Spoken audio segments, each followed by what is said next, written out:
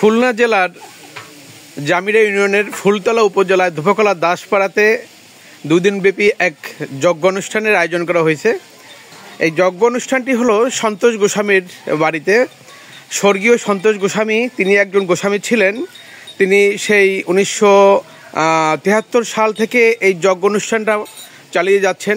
যদিও তিনি এখান থেকে অনেক আগেই স্বর্গে চলে যান, কিন্তু তার এই যজ্ঞ অনুষ্ঠান প্রতি বছর এই দিনে এই রসময় মাস্টার বাবুর বাড়িতে দাসপাড়া ধোপাকলায় এটা হয়ে থাকে।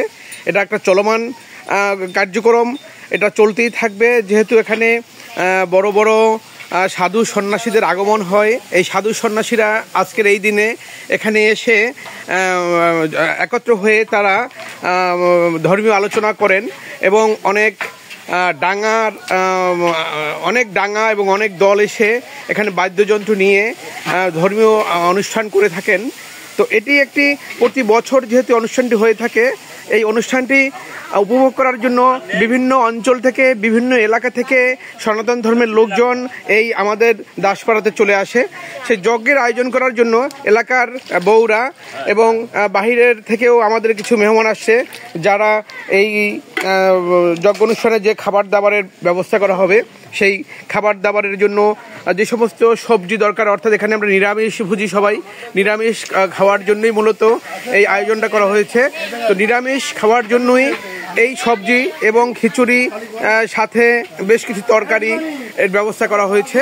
তো আপনারা যদি কখনো ধোপাকলা দাসপাড়াতে আসেন, অর্থাৎ খুলনা জেলার ফুলতলা উপজেলায় ধোপাকলা দাসপাড়াতে যদি কখনো আসেন, অবশ্যই আপনারা রসময় মাস্টার বাবুর বাড়িতে আপনারা সবাই আসবেন। এই দিনে আসলে আপনারা ধর্মীয় উৎসবটা উপভোগ করতে পারবেন, বেশ ভালো লাগবে। কারণ এটি একটি পবিত্র জায়গা। এখানে প্রতি বছর এই দিনে স্নান করা হয়। বিভিন্ন অঞ্চল থেকে, বিভিন্ন জায়গা থেকে এই লোকজন আসে এই স্নান করার জন্য, এখানে পুণ্য অর্জন করার জন্য এখানে মানুষ আসে।